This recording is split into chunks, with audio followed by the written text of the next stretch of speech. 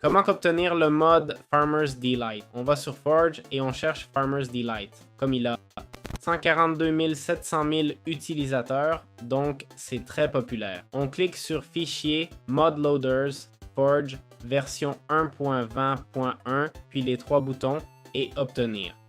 Important de le sauvegarder dans .minecraft et mod, ok? Et voilà. Comment trouver ce dossier? Windows plus R, AppData, ok. Roaming.minecraft mod. Okay. On l'aurait ici.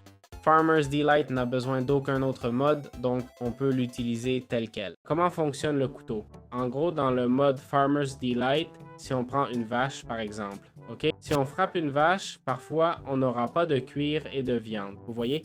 Là, j'ai eu que de la viande. Avec le couteau, on aura toujours le drop secondaire, sans faute. En fait, j'ai eu plus que d'habitude, vous voyez?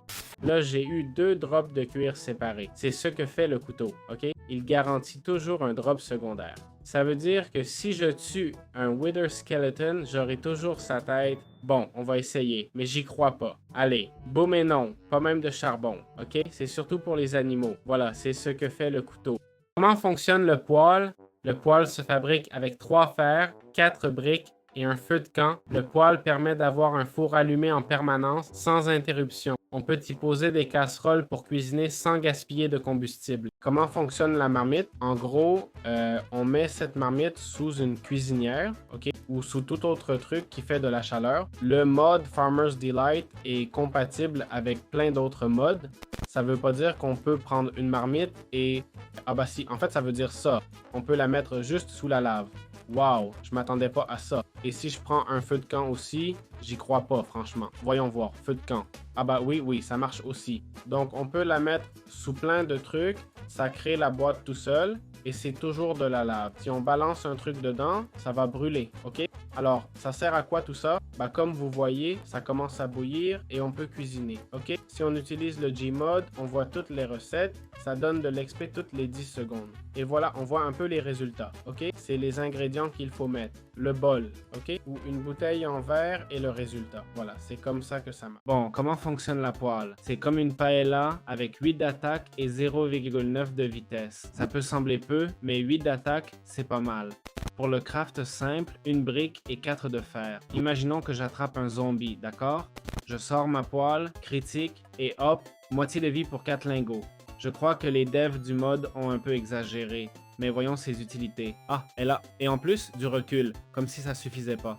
On peut l'enchanter aussi, charme niveau 5, dingue. Ça sert aussi à cuire des aliments, ok? Prenons du bœuf par exemple.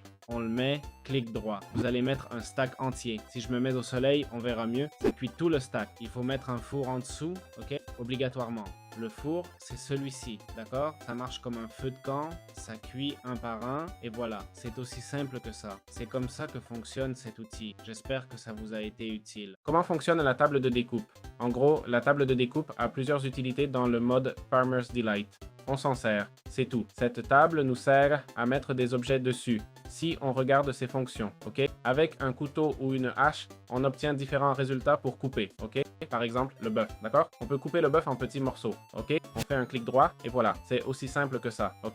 On peut ainsi obtenir plein de nouveaux ingrédients dans le mode. Cette fois, on va chercher des algues. Bon, comme son nom l'indique, on peut trouver cette plante, comme on le voit, sur les côtes de la plage, ok?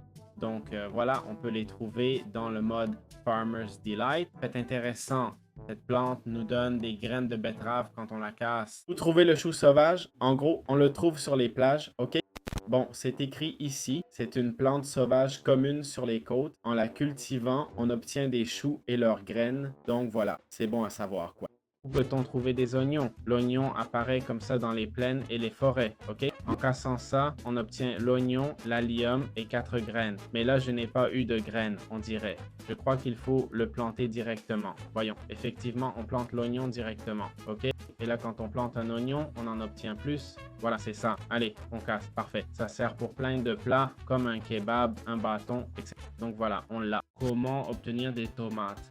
Dans le mode Farmer's Delight, on les trouve dans les plaines, ok? Voilà, je vous montre ici. Si on la casse, elle donne des graines de tomates, ok? Cette plante sauvage, quand elle pousse, pas besoin de la casser, elle donne directement des tomates. La tomate remplit un demi-poulet de faim et sert pour des recettes sympas comme un sandwich au bacon ou un hamburger. Dis-moi où trouver le riz. Le riz, en gros, on l'a par ici. On peut pas le cultiver. Faut trouver un guide ou un truc du genre. Ça dit, le riz pousse souvent à l'état sauvage dans les zones humides, jungles et marais. Je comprends qu'il lui faut de l'eau, c'est pour ça que je peux pas le planter, sinon, voyons voir. Hop, hop, on va le mettre ici, tiens. Là, ça me laisse le mettre sauvage, mais il faut que ce soit dans l'eau. Voyons voir.